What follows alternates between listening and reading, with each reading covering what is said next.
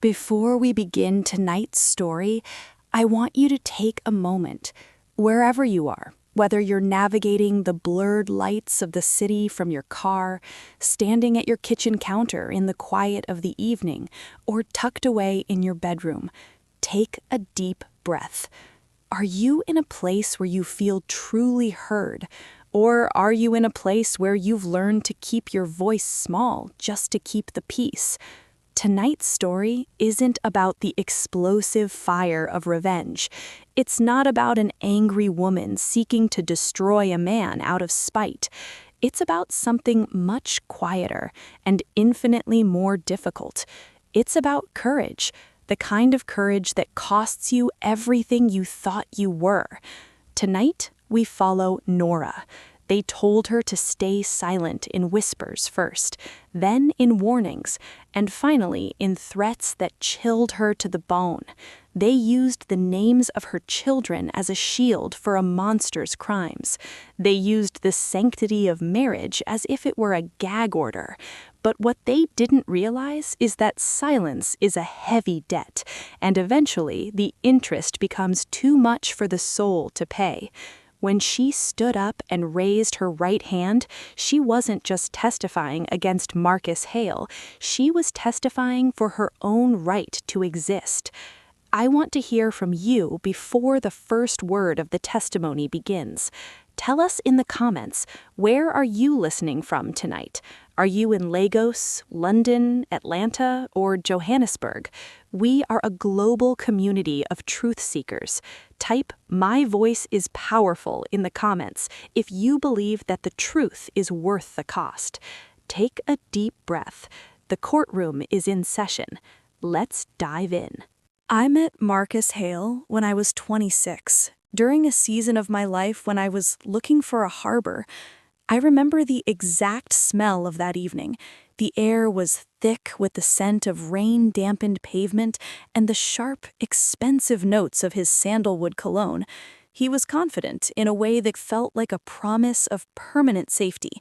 He was charming, the kind of man who held doors open with a flourish and remembered the birthdays of my most distant relatives before I even had the chance to mention them. He made me feel chosen. He made me feel protected. In those early days, I walked through the world with a sense of security I had never known. I thought I had found a partner who would stand beside me through the storms.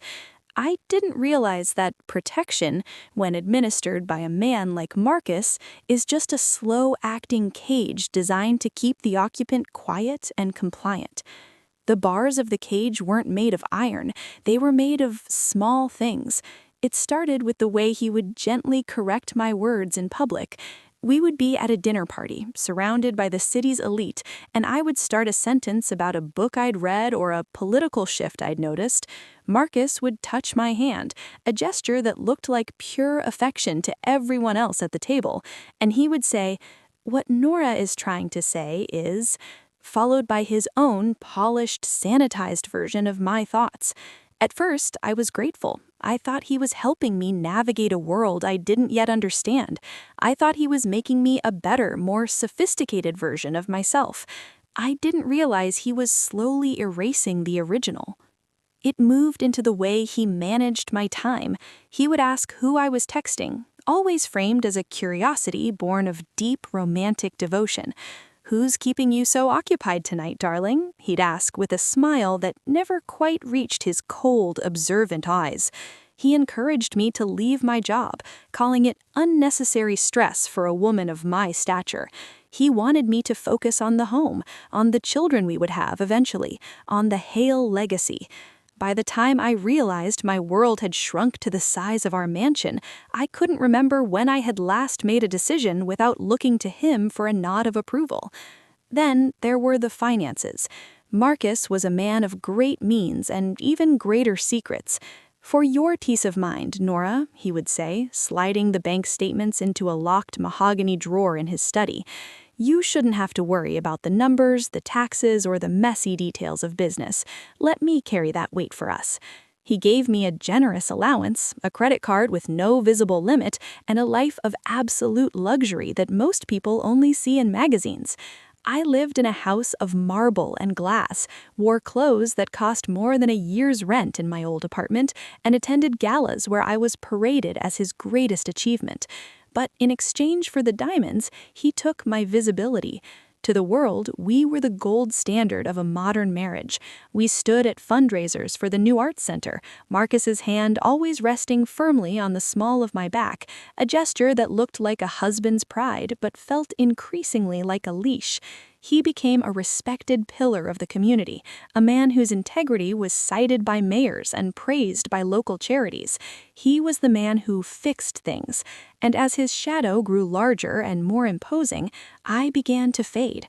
I wasn't Nora anymore. I was Marcus's wife. I was the smiling woman in the background of his success, the one who ensured the house was silent when he arrived and the children were perfect when the cameras clicked. I was living a life that was beautiful to look at, but impossible to breathe in. I was a bird in a gilded cage, and the most terrifying part was that I spent years helping him polish the bars. I remember sitting in our sun-drenched breakfast nook, looking at the white lilies he had delivered every Monday. They were perfect, they were expensive, and they were dying the moment they arrived, cut off from their roots just to look beautiful on our table. I saw myself in those flowers. I had been plucked from my own life and placed in a vase of Marcus's choosing. I had everything a woman was supposed to want, yet I felt a hollow, aching coldness in my chest that no amount of silk could warm. I started to wonder, if I stopped smiling, if I disappeared tomorrow, would anyone notice the woman, or would they only notice the empty space next to Marcus Hale? I was beginning to realize that the man who promised to protect me from the world was actually the one I needed protection from. When the rumors started, they didn't come to me as a conversation. They came as a shift in the atmosphere, a sudden drop in temperature when I walked into a room.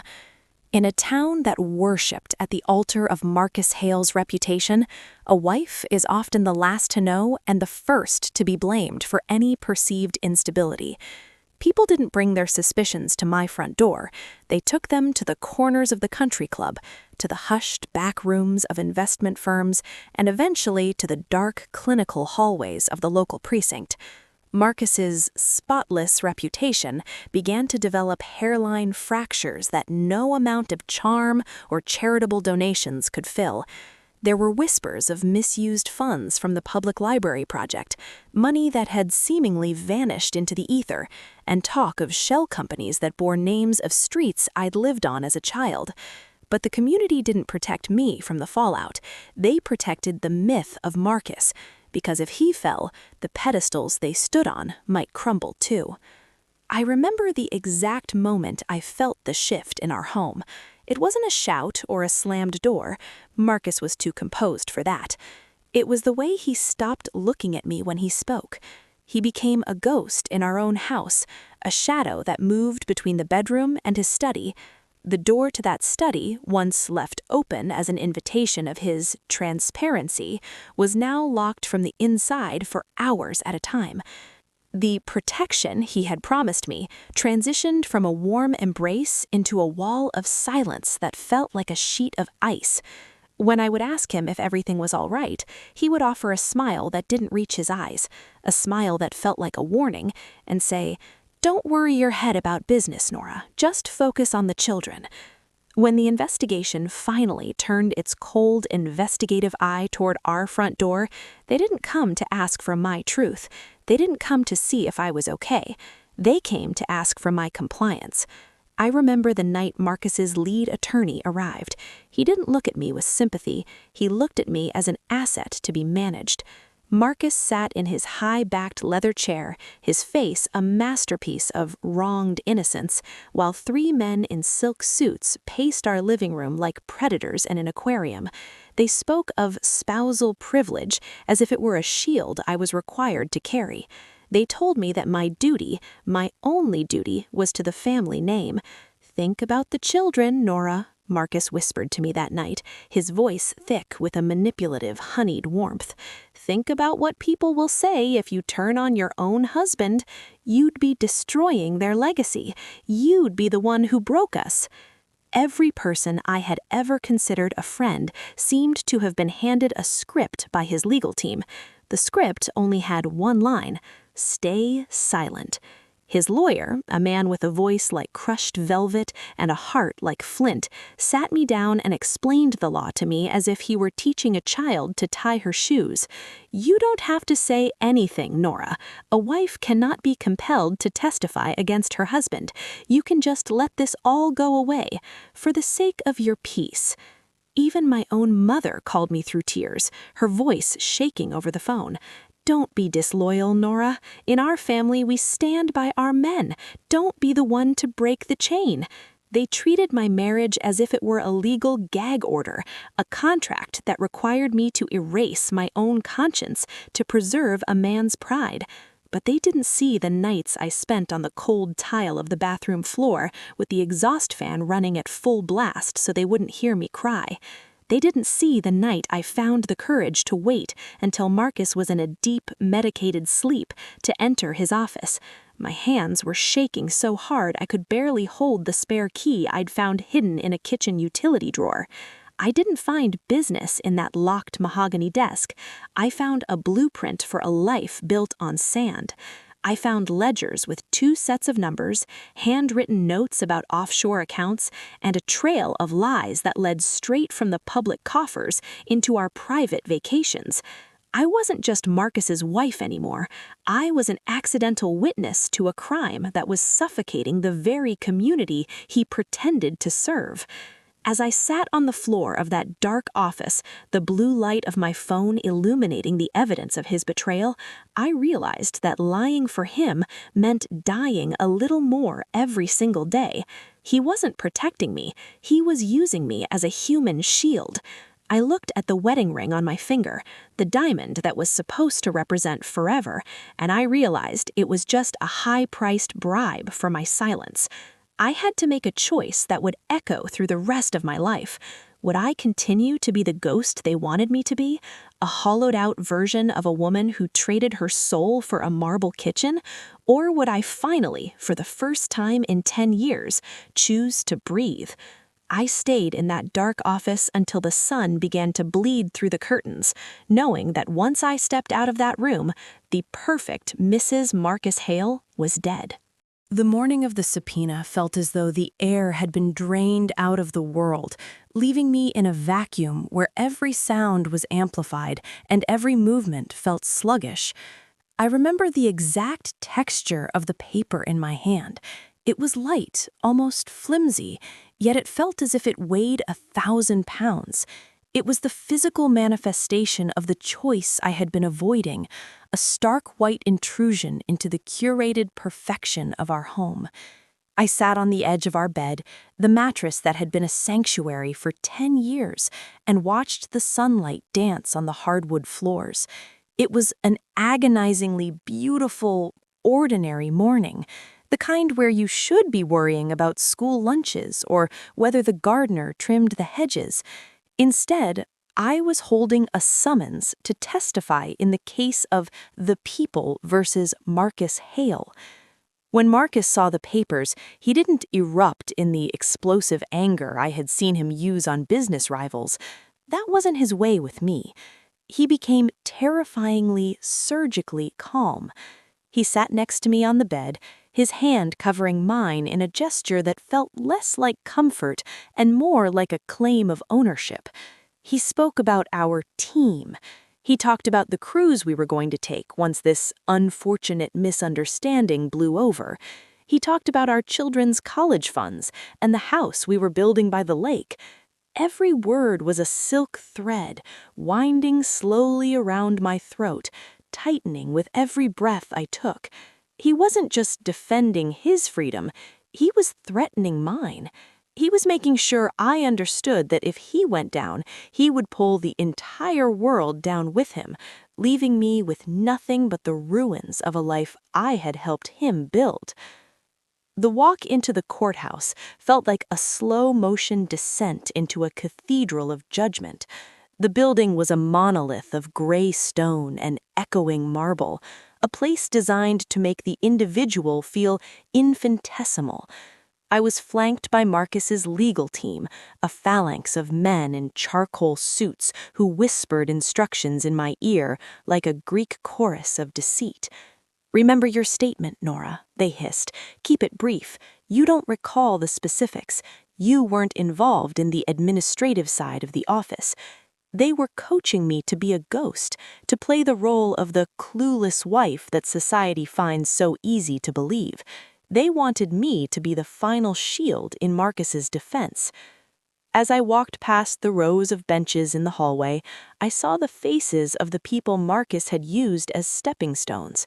I saw the elderly couple who had lost their life savings in his community investment scheme. I saw the former employees who had been fired for asking too many questions. Their eyes didn't hold the anger I expected. They held a desperate, dying hope that someone, anyone, would finally tell the truth. I looked away, my heart hammering against my ribs like a trapped bird. I felt the weight of Marcus's gaze on the back of my neck. He didn't have to say a word. I could feel his expectation, his absolute certainty that I would follow the script he had written for me. When the doors to the courtroom finally opened, the coldness hit me with the force of a physical blow. It wasn't just the air conditioning, it was the clinical, sterile atmosphere of a place where human lives are reduced to evidence tags, exhibits, and legal precedents. I took my seat on the hard wooden bench behind the defense table. The wood was cold and unforgiving, much like the man sitting just inches away from me. Marcus looked every bit a pillar of the community, his posture a masterclass in performative dignity. He didn't look back at me. He didn't have to. He believed he owned my silence because he had bought it with 10 years of luxury and protection. I sat there, my hands clasped so tightly in my lap that my knuckles turned a ghostly white, and I realized that the bench wasn't just a piece of furniture, it was a divider between two lives. On one side was the life I had known, the marble counters, the social standing, and the gilded cage I had decorated with quiet smiles. On the other side was a terrifying, unknown freedom that started with a single yes. I looked at the judge, a woman who seemed to see right through the expensive silk of my dress and the polished veneer of my life. The room went silent in a way that felt loud, a silence that demanded an accounting for the years I had spent keeping quiet. I looked at the back of Marcus's head and realized that the silence hadn't protected me. It had only fed the monster. The bailiff stepped forward, his voice ringing through the hollow space. "Nora Hale to the stand." In that moment, the cage door swung open, and I realized the only way out was through the truth. The walk from the gallery to the witness stand felt like wading through deep, freezing water. Every eye in that crowded room was a weight pressing against my skin. I could hear the rustle of clothing, the frantic scratching of reporters' pens, and the heavy, rhythmic thrum of my own pulse in my ears. As I stepped up onto the dais, the world seemed to tilt. I felt untethered, as if the Nora Hale who had lived for a decade in a house of secrets had already evaporated, leaving only this shell of a woman behind.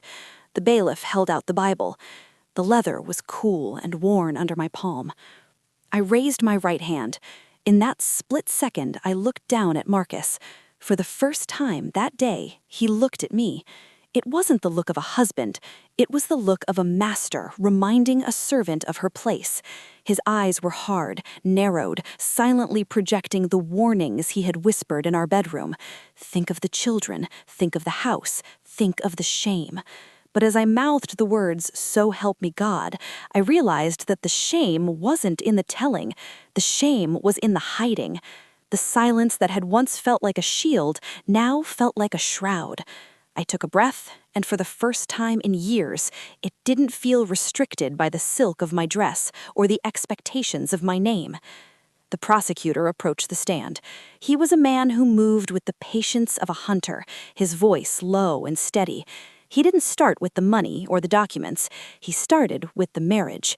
He asked me about the protection Marcus provided. He asked about the locked doors and the peace of mind finances.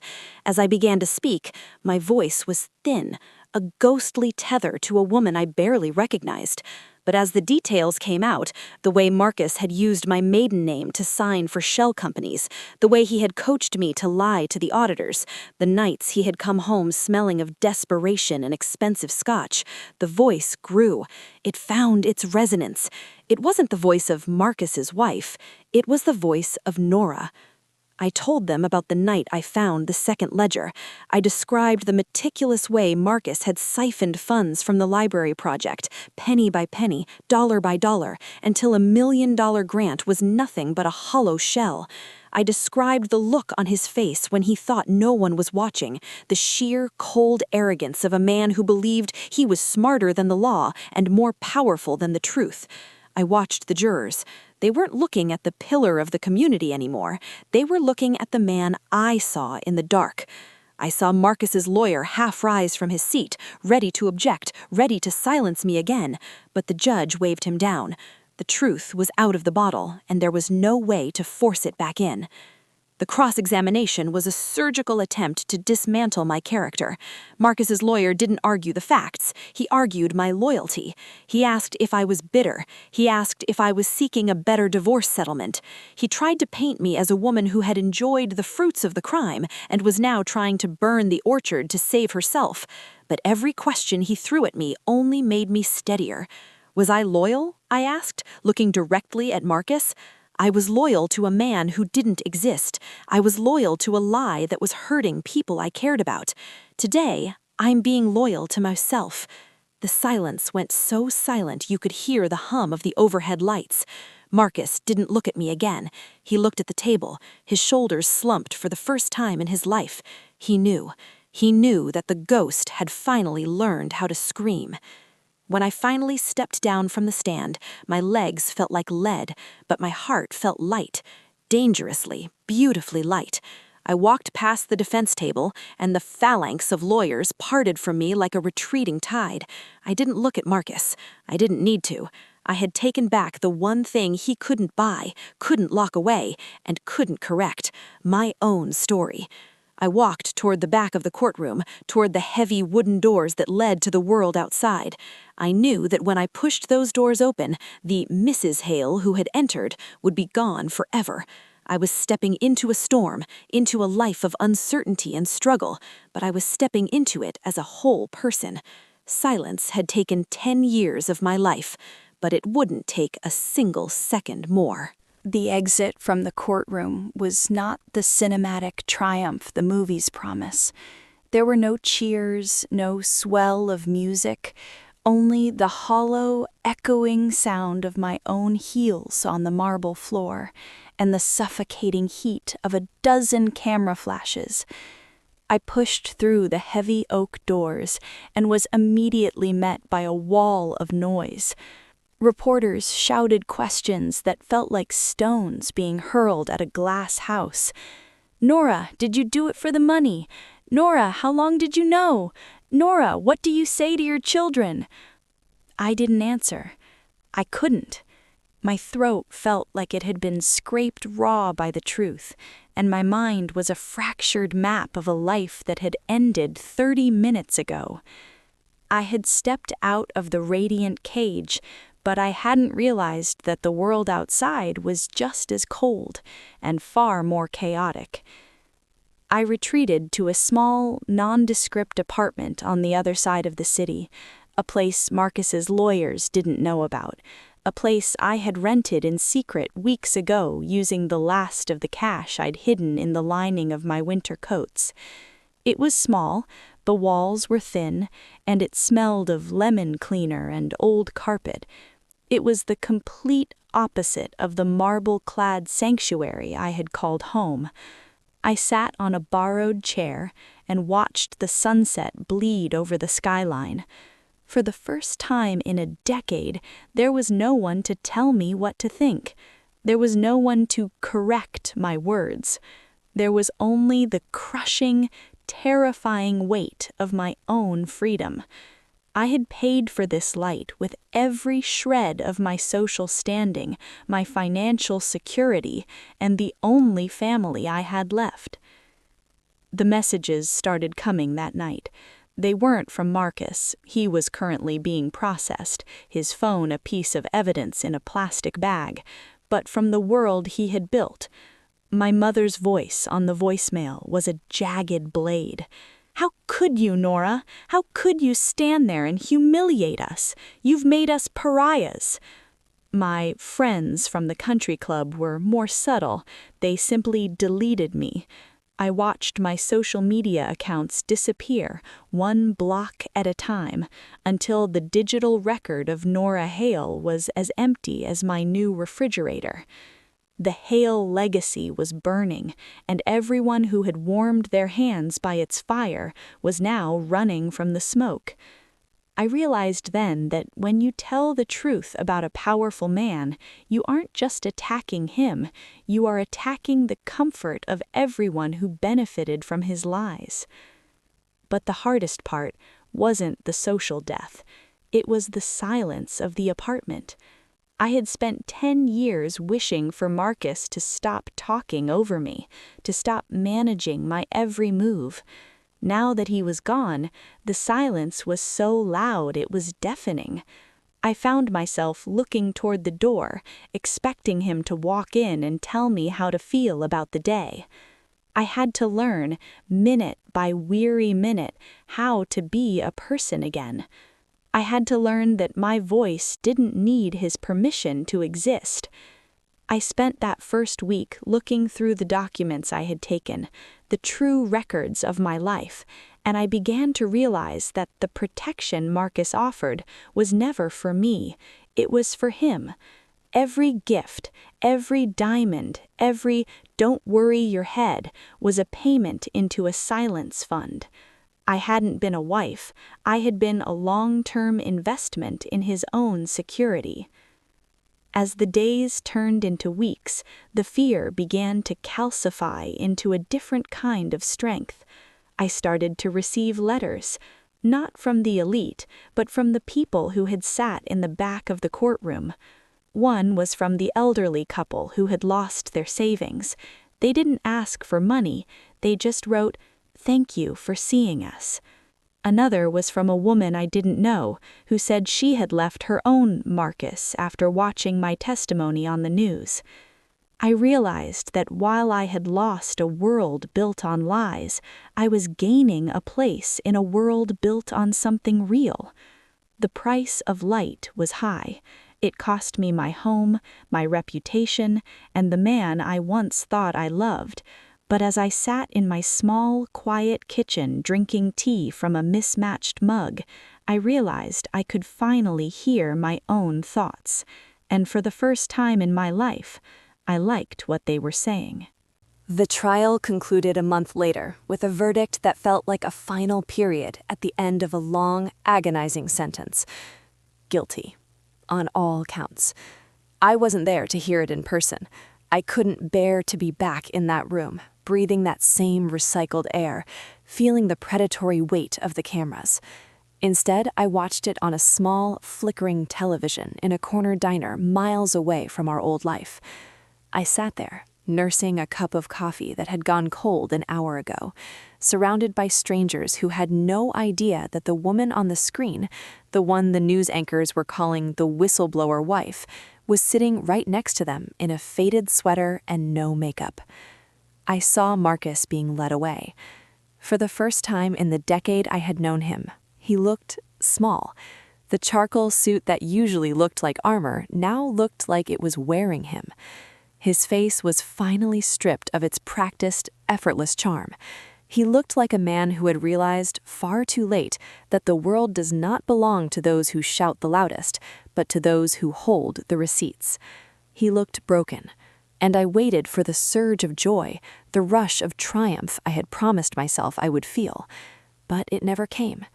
Instead, I felt a profound, heavy sense of grief, not for the man in handcuffs, but for the girl I was at 26, the girl who believed that his sandalwood cologne and confident smile were the definition of love. I mourned for her, because she had no idea that her happily ever after was actually a long-form hostage situation. The aftermath was a different kind of war. I had to face the children, and that was the real reckoning. Marcus had spent the weeks leading up to the trial poisoning the well, using his limited phone calls to whisper into their ears. He told them I was confused, that I was sick, and that I was trying to take their father away because I was unstable. Rebuilding that bridge wasn't a matter of a single conversation.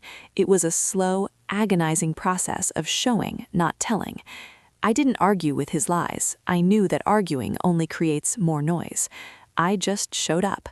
I showed up for every soccer game, every school play, and every nightmare, appearing not as the perfect Mrs. Hale, but as a version of their mother they had never truly met, a woman who didn't look to a man for permission to speak. It took months of quiet patience. It took tears shed in grocery store aisles and long silences over dinner. But eventually, the Hale influence began to evaporate, replaced by a new, honest foundation. We weren't the gold standard family anymore. We didn't have the mansion, the gala invites, or the polished Christmas cards that made everyone else jealous. We were something better. We were a family that could finally look each other in the eye without a script.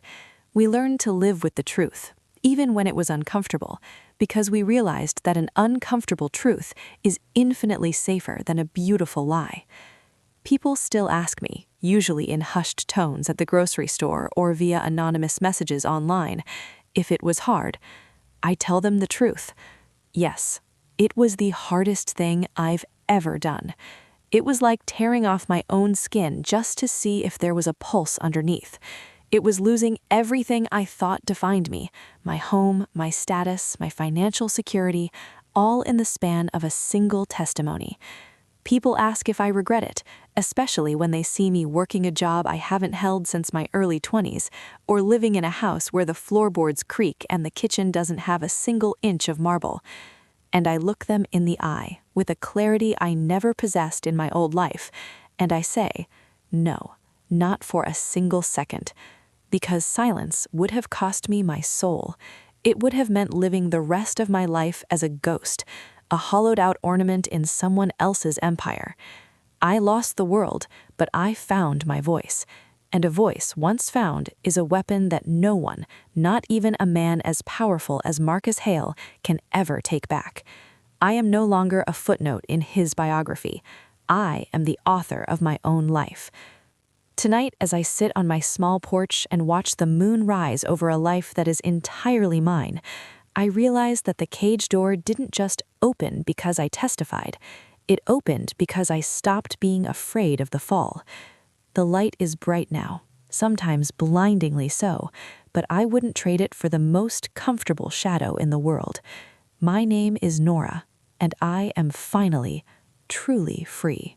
They told her to stay silent, but silence had already taken too much. Sometimes courage doesn't look like shouting. Sometimes it looks like standing alone, telling the truth, even when the person you love is sitting on the other side of the room. If this story moved you, if you've ever had to find your own voice in the dark, please take a moment to like this video and subscribe to our channel. Your support helps us tell the stories that usually stay hidden. Share this with one person who needs to know they aren't alone. And don't forget to leave a comment telling us where you're listening from tonight. Every like and share is a strike against the silence. Remember, your voice is not disloyal. It's powerful. This is Echoes of Trust and Betrayal, where the cage breaks, silence ends, and the truth finally speaks.